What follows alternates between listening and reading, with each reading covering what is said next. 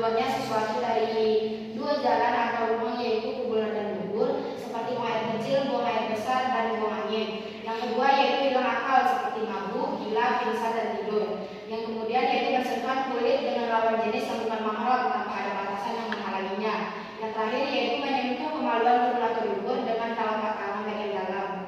Nah, ya bagus Silva, terima kasih kepada Silva. Jadi hadas itu kan terbagi dua ya. Yang pertama hadas kecil. Hadas kecil ini adalah keadaan tidak suci pada diri seseorang yang dapat dibersihkan atau dapat disucikan dengan hanya berwudu saja. Yang menyebabkan seseorang terkena hadas kecil ini yaitu keluar sesuatu dari dua jalan, yaitu kubur dan dubur, seperti buang air kecil, buang air besar, dan buang angin. Itu termasuk hadas kecil. Selanjutnya hilang akal, seperti mabuk, gila, pingsan, dan tidur. Nah, selanjutnya yaitu bersentuhan antara kulit laki-laki dan perempuan tanpa ada batas yang menghalanginya. Dan yang terakhir yaitu menyentuh kemaluan, kubur dan dubur dengan telapak tangan. Nah, selanjutnya kita masuk kepada hadas besar. Jadi, hadas besar ini adalah keadaan tidak suci pada diri seseorang yang itu tidak dapat dibersihkan atau tidak dapat disucikan dengan berwudu saja. Tetapi untuk mensucikannya itu kita harus perlu melakukan mandi junub atau mandi wajib.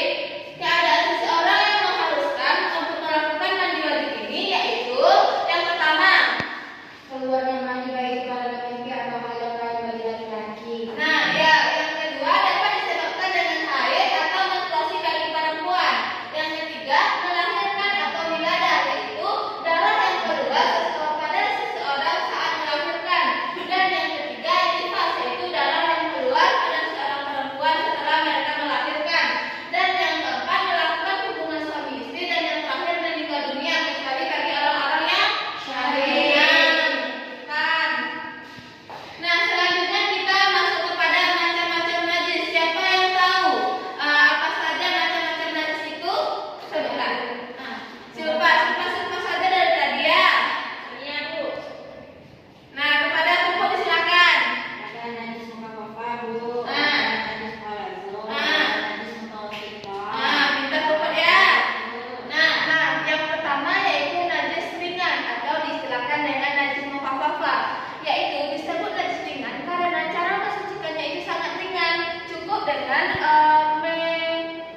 memercikkan air kepada yang terkena najis. Contoh najis ringan ini adalah air kencing laki-laki air kencing bayi laki-laki yang belum memakan apapun kecuali air susu ibu.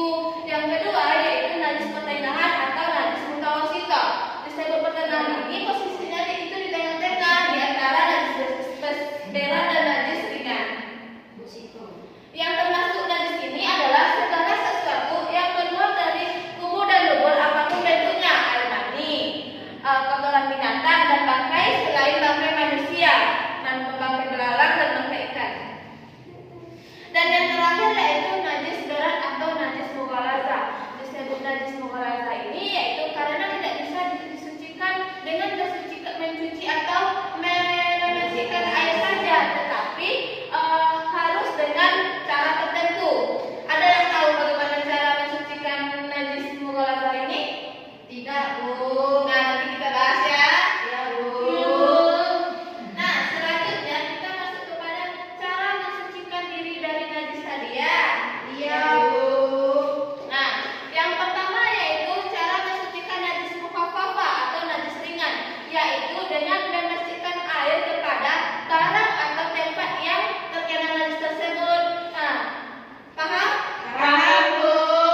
Nah, yang kedua, cara membersihkan najis mutawasita itu yaitu mengalirkan air pada tempat atau benda yang terkena najis tersebut. Nah, yang ketiga yaitu najis mughallazah atau najis berat tadi, yaitu cara mensucikan ini bertahap, yaitu dengan membasuh sebanyak 7 kali. 1 kali di antaranya yaitu dicampur dengan tanah. Paham? Paham, Bu. Ada yang bisa mengulang kembali? Dilanjut. Wilianti bisa mengulang kembali? Baiklah, Bu, saya akan mengulangi materi yang telah dijelaskan, yaitu cara mensucikan diri kita dari najis. Yang pertama yaitu najis mengalirkan air pada benda yang terkena najis. Yang kedua yaitu najis mutawasita, yaitu saya mencucikannya cukup dengan mengalirkan air pada benda yang terkena najis. Yang ketiga yaitu najis mukhalazah, dengan mencucikannya yaitu dengan membasuh sebanyak 7 kali dengan tanah, 1 kali diantaranya menggunakan air. Bagus, biasa. Oke, kepada Ibu. Ya. Nah, ya terima kasih kepada Yulianti, bagus ya Yulianti. Nah, sekarang kita masuk kepada materi yang terakhir yaitu cara bersuci dari hadas.